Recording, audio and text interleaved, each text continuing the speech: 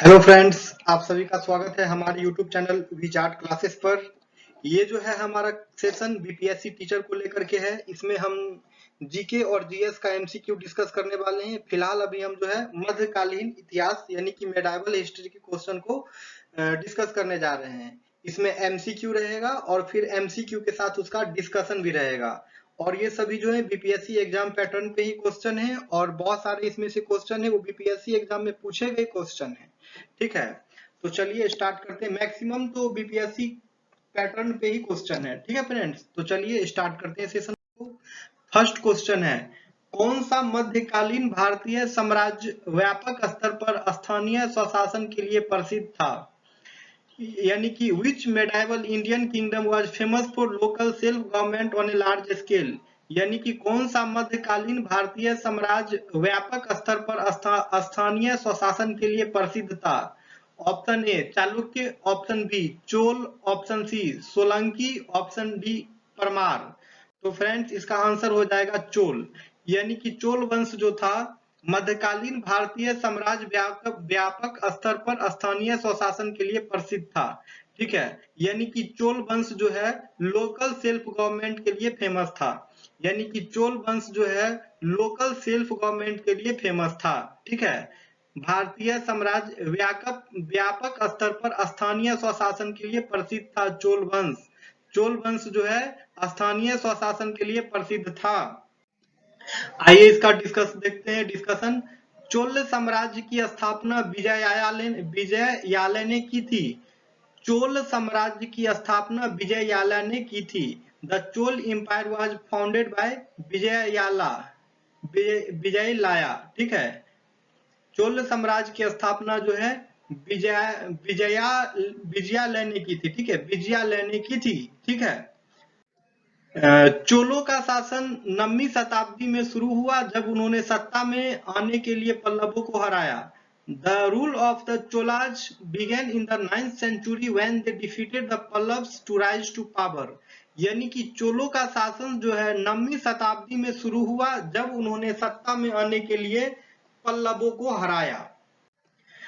चोल राजवंश भारत के दक्षिणी भागों में सबसे लंबे समय तक शासन करने वाले राजवंशों में से एक था। The Chola dynasty was one of the longest ruling dynasties in the southern parts of India. यानी कि चोल राजवंश जो है भारत के दक्षिणी भागों में सबसे लंबे समय तक शासन करने वाले राजवंशों में से एक था। चोल राजवंश के प्रमुख राजा परांतक प्रथम, राजराज प्रथम, राजेंद्र प्रथम, राजेंद्र द्वितीय एवं कुलोतुंग थे।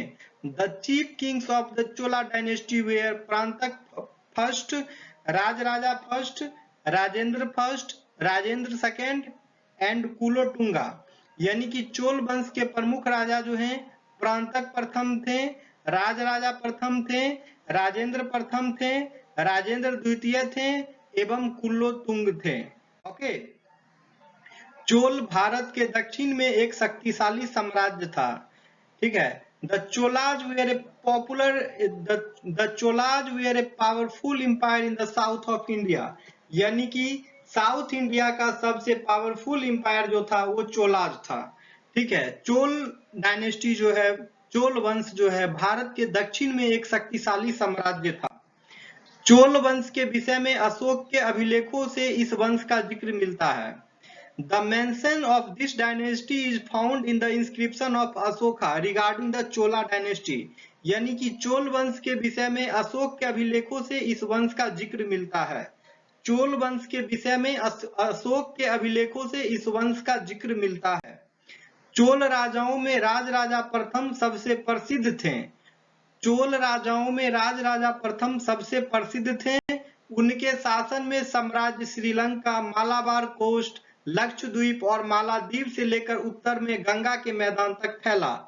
Rajaraja first was the most famous of the Chola kings. Under his rule the empire extended from Sri Lanka, Malabar coast, Lakshadweep and Maldives to the Gangetic plain in the north.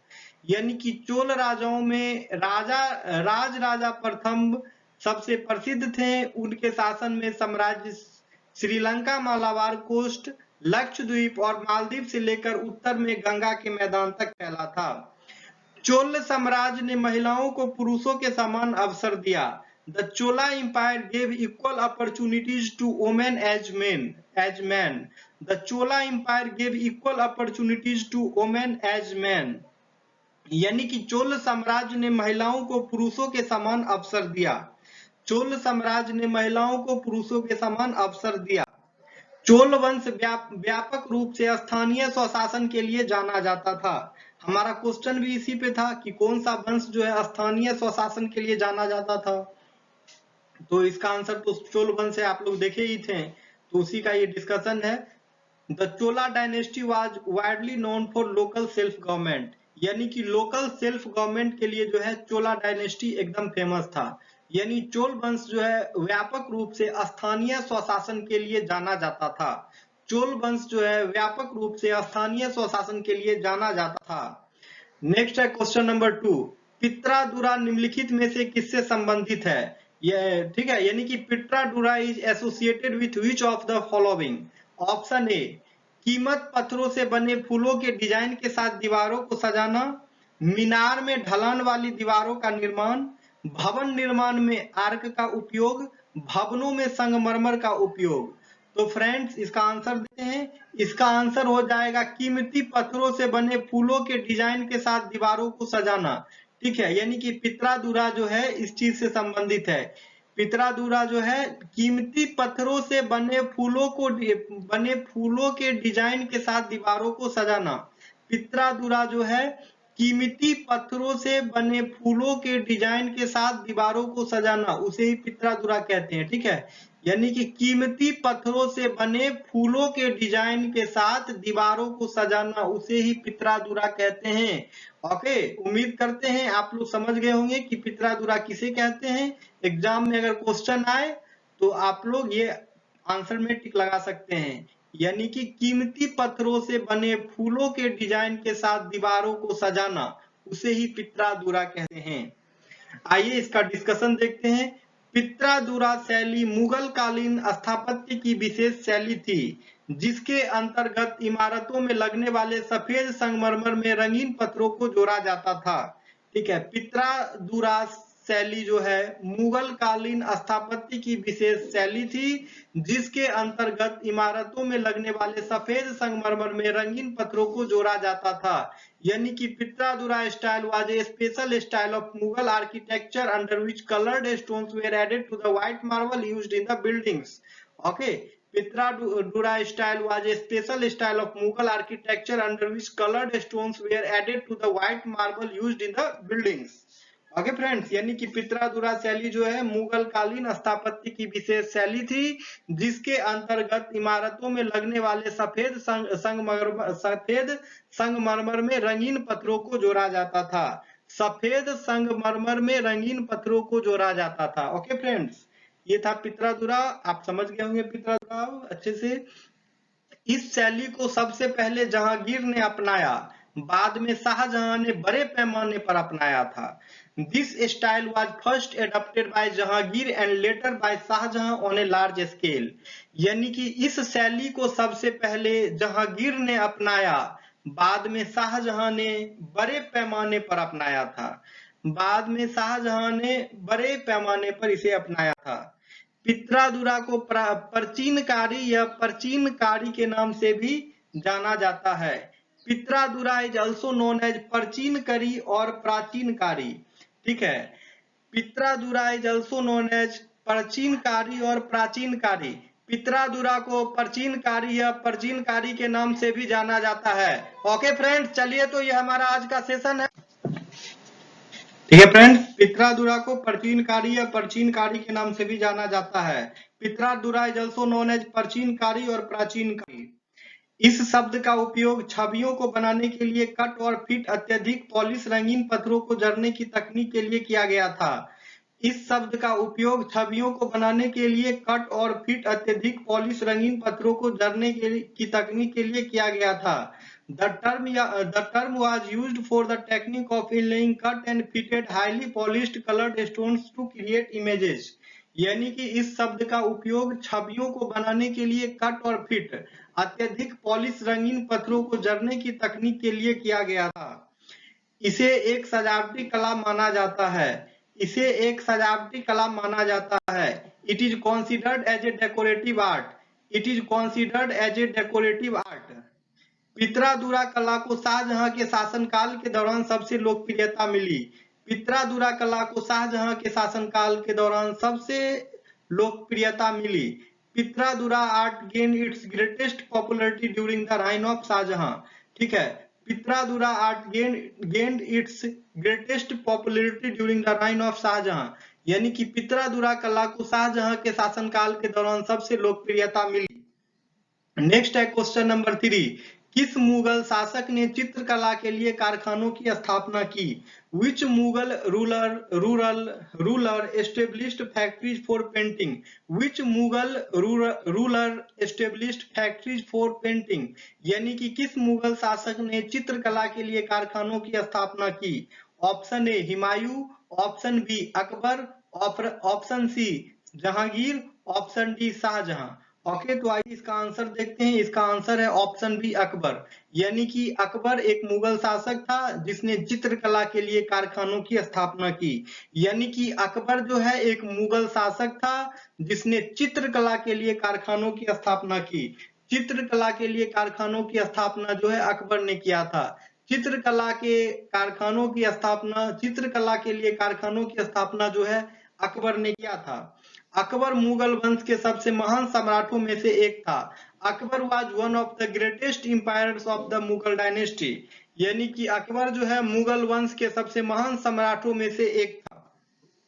वह हुमायूं और हमीदा बानो बेगम के पुत्र थे। अकबर बादशाह का जन्म उमरकोट में हुआ था। ठीक है, emperor Akbar was born in Umarkot. Akbar बादशाह का जन्म उमरकोट में हुआ था। ओके फ्रेंड्स, अकबर बादशाह का जन्म जो है उमरकोट में हुआ था।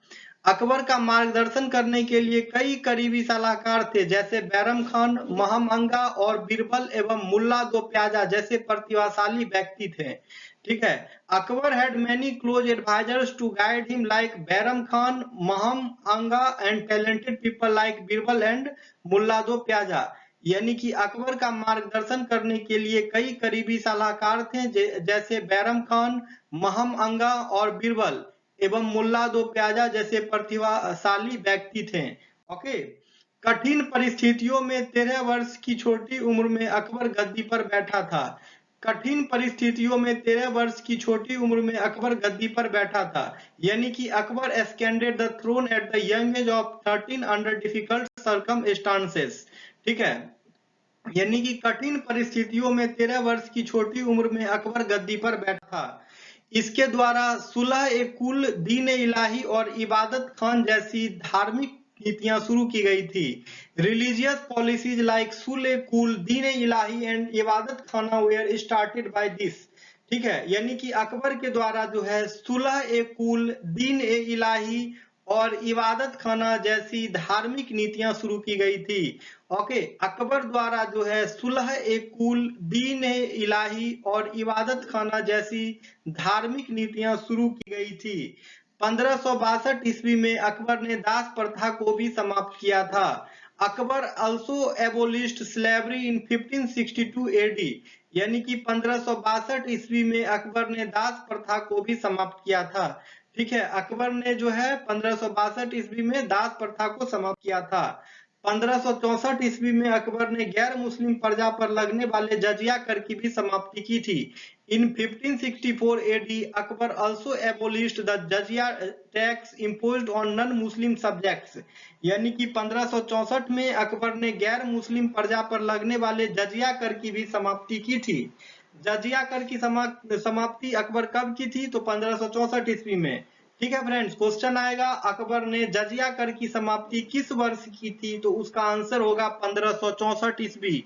ठीक है, 1564 ईस्वी में अकबर ने जजिया टैक्स जो है समाप्त की थी। 1564 ईस्वी में अकबर जो है जजिया टैक्स को समाप्त की थी। ओके फ्रेंड्स, 3-4 बार हमने इस बात को रिपीट किया है, आप लोग को याद हो गया होगा, उम्मीद करते हैं। ठीक है, नेक्स्ट आते हैं 1571 ईस्वी में अकबर ने फतेहपुर सीकरी नामक नगर की स्थापना की थी तथा अपनी राजधानी आगरा से फतेहपुर सीकरी स्थानांतरित की थी।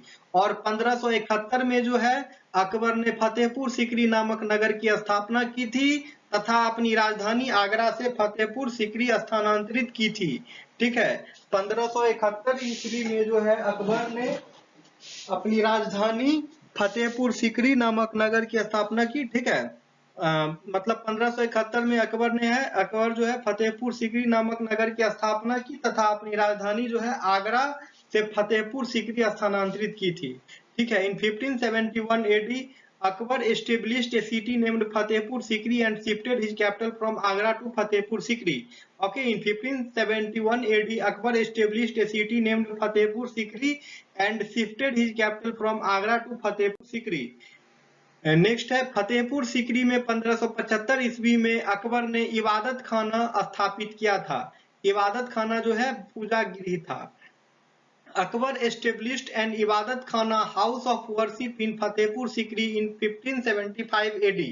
Akbar established an Ibadat Khana house of worship in Fatehpur Sikri in 1575 AD. यानी कि फतेहपुर सीकरी में 1575 ईस्वी में अकबर ने इबादत खाना यानी कि पूजा गृह स्थापित किया था। नेक्स्ट क्वेश्चन है क्वेश्चन नंबर 4। पानीपत की पहली लड़ाई इब्राहिम लोदी और डैश के बीच लड़ी गई थी।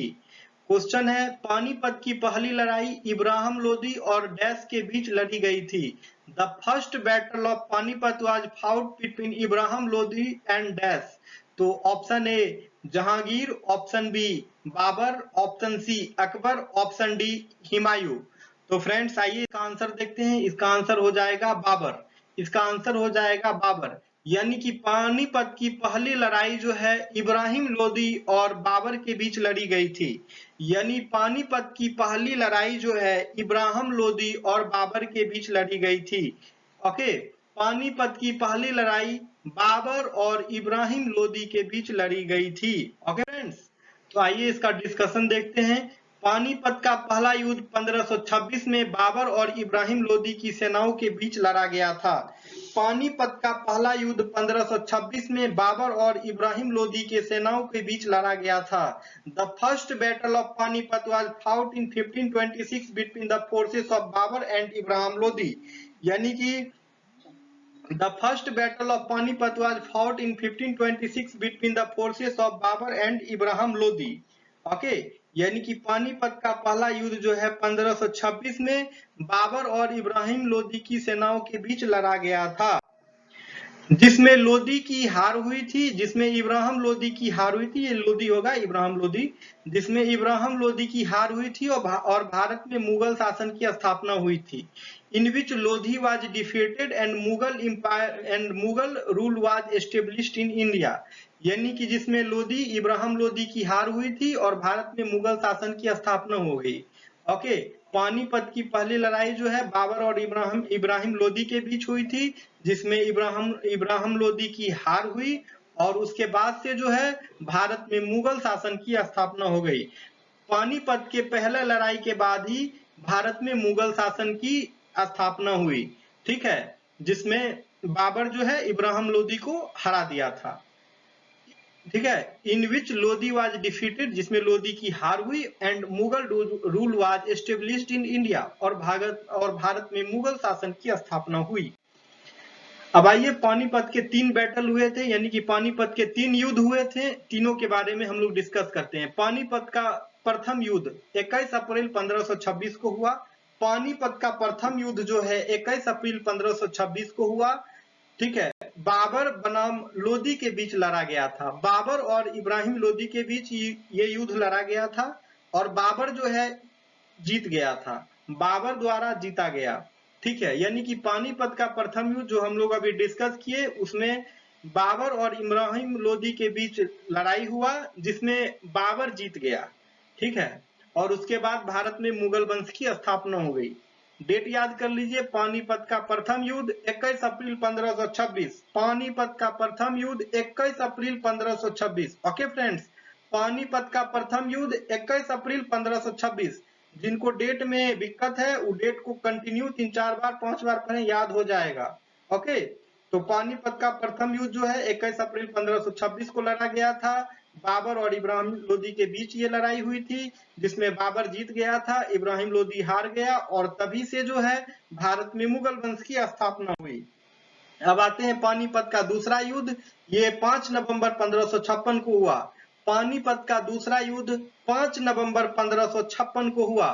हेमू बनाम अकबर के बीच लड़ा गया था। ये लड़ाई जो है हेमू और अकबर के बीच लड़ा गया था। अकबर द्वारा जीता गया, और इसमें पानीपत के सेकेंड युद्ध में जो है अकबर जीता। पहला युद्ध में, पानीपत के पहला युद्ध में बाबर जीता, और पानीपत के दूसरा युद्ध में अकबर जीता। पानीपत के पहला युद्ध में बाबर जीता, और पानीपत के दूसरा युद्ध में जो है अकबर जीता। ठीक है, और पानीपत का जो है दूसरा युद्ध हेमू बनाम अकबर के बीच लड़ा गया था। पानीपत का दूसरा युद्ध जो है हेमू बनाम अकबर के बीच लड़ा गया था, और वो हुई थी 1526 में, और ये है 5 नवंबर 1556 को। ठीक है, पानीपत का दूसरा युद्ध जो है 5 नवंबर 1556 को लड़ा गया। ओके, अब आइए देखते हैं पानीपत का तीसरा युद्ध।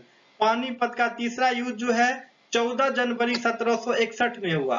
पानीपत का तीसरा युद्ध जो है 14 जनवरी 1761 में हुआ। 1761 याद कर लीजिए फ्रेंड्स, 14 जनवरी 1761 में पानीपत का तृतीय युद्ध हुआ। अब्दाली बनाम मराठा के बीच लड़ा गया था। पानीपत का तीसरा युद्ध जो है अब्दाली बनाम मराठा के बीच लड़ा गया था। पानीपत का तीसरा युद्ध जो है अब्दाली बनाम मराठा के बीच लड़ा गया था। अब्दाली द्वारा जीता गया। पानीपत का तीसरा युद्ध जो है अब्दाली द्वारा जीता गया। पहला युद्ध पानीपत का पहला युद्ध में बाबर जीता, दूसरा युद्ध में अकबर जीता, और तीसरा युद्ध में अब्दाली जीता। ठीक है, पानीपत के पहला युद्ध में बाबर जीता, दूसरा युद्ध में अकबर जीता, और तीसरा युद्ध में जो है अब्दाली जीता। ओके, ये पानीपत का तीसरा युद्ध जो है अब्दाली और मराठा के बीच लड़ा गया था। पानीपत का तीसरा युद्ध जो है अब्दाली और मराठा के बीच लड़ा गया था, जिसमें अब्दाली की जीत हुई। ओके, पानीपत की तीसरी लड़ाई में अब्दाली की जीत हुई। ओके, और अब्दाली और मराठे के बीच ये लड़ाई लड़ा गया था। सबसे मोस्ट इंपोर्टेंट है, आप इसका डेट याद कर लीजिए। पानीपत का तीसरा युद्ध कब हुई? तो 14 जनवरी 1761 को। 14 जनवरी 1761। पानीपत की तीसरी युद्ध कब हुई? तो 14 जनवरी 1761। ओके फ्रेंड्स, डेट को आप लोग कंटिन्यू पढ़ें, याद हो जाएगी। ठीक है, उतना भी डिफिकल्ट नहीं होता है। ओके, 2-4 बार पढ़िए, 5 बार पढ़िए, याद तो हो ही जाएगा। नेक्स्ट आइए क्वेश्चन नंबर 5 पे। ब्राह्मणों पर भी जजिया लगाने वाला दिल्ली का सुल्तान कौन था? नेक्स्ट क्वेश्चन है, ब्राह्मणों पर भी जजिया लगाने वाला दिल्ली का सुल्तान कौन था? Who was the Sultan of Delhi who imposed jizya even on Brahmins? Option A Balban, Option B Alauddin Khilji, Option C Firoz Tughlaq, Option D Muhammad Tughlaq. Option A Balban, Option B Alauddin Khilji, Option C Firoz Tughlaq, Option D Muhammad Tughlaq. तो friends इसका answer हो जाएगा फिरोज तुगलक। तो friends इसका answer हो जाएगा फिरोज तुगलक, यानी ब्राह्मणों पर भी जजिया लगाने वाला दिल्ली का सुल्तान जो था फिरोज तुगलक था। यानी ब्राह्मणों पर भी जजिया लगाने वाला दिल्ली का जो सुल्तान था वह फिरोज तुगलक था। ओके, फिरोज तुगलक जो है ब्राह्मणों पर भी टैक्स लगा दिया था, जिसका नाम है जजिया टैक्स। ओके, फिरोज शाह तुगलक ब्राह्मणों पर जजिया लगाने वाला पहला दिल्ली सुल्तान था। फिरोज शाह तुगलक ब्राह्मणों पर जजिया लगाने वाला पहला दिल्ली सुल्तान था। Firoz Shah Tughlaq was the first Delhi sultan to impose jizya on Brahmins. Firoz Shah Tughlaq was the first Delhi sultan to impose jizya on Brahmins, यानी फिरोज शाह तुगलक जो है ब्राह्मणों पर जजिया लगाने वाला पहला दिल्ली सुल्तान था। ठीक है, क्वेश्चन आएगा पहला दिल्ली सुल्तान वह कौन था जिसने ब्राह्मणों पर जजिया लगाया? तो सीधा सीधी आंसर देना है फिरोज शाह तुगलक। फिरोज शाह तुगलक, जजिया कौन लगाया ब्राह्मणों पर? तो फिरोज शाह तुगलक। ओके फ्रेंड्स, फिरोज शाह तुगलक का जन्म 1309 में हुआ था, और वह अपने चचेरे भाई मोहम्मद बिन तुगलक के निधन के बाद दिल्ली की गद्दी पर बैठा। Firoz Shah Tughlaq was born in 1309 and ascended the throne of Delhi after the death of his cousin Muhammad bin Tughlaq. यानी कि फिरोज शाह तुगलक का जन्म 1309 में हुआ था और वह अपने चचेरे भाई मोहम्मद बिन तुगलक के निधन के बाद दिल्ली की गद्दी पर बैठा। यानी कि फिरोज शाह तुगलक का जन्म 1309 में हुआ था और वह अपने चचेरे भाई मोहम्मद बिन तुगलक के निधन के बाद दिल्ली की गद्दी पर बैठा। ओके फ्रेंड्स, नेक्स्ट है फिरोज शाह तुगलक। तुगलक वंश के तीसरे शासक थे जिन्होंने 1320 से 1412 ईस्वी तक दिल्ली पर शासन किया था। फिरोज शाह तुगलक तुगलक वंश के तीसरे शासक थे जिन्होंने 1320 से 1412 ईस्वी तक दिल्ली पर शासन किया था। यानी कि Firoz Shah Tughlaq was the third ruler of the Tughlaq dynasty who ruled Delhi from 1320 to 1412 AD. ठीक है, फिरोज शाह तुगलक तुगलक वंश के तीसरे शासक थे जिन्होंने 1320 से 1412 ईस्वी तक दिल्ली पर शासन किया था। तुगलक वंश के शासक फिरोज शाह तुगलक 1351 से 1388 ईस्वी तक सत्ता में थे। Firoz Shah Tughlaq the ruler of the Tughlaq dynasty was in power from 1351 to 1388 AD. Firoz Shah Tughlaq the ruler of the Tughlaq dynasty was in power from 1351 to 1388 AD. यानी कि तुगलक वंश के शासक फिरोज शाह तुगलक 1351 से 1388 ईस्वी तक सत्ता में थे। ओके, ठीक है फ्रेंड्स, तो ये ये जो है आज का हमारा इंपोर्टेंट एमसीक्यू था जो कि मेडाइवल हिस्ट्री से रिलेटेड था, यानी कि मध्यकालीन भारत से था। ओके, और ये सेशन काफी इंपोर्टेंट था।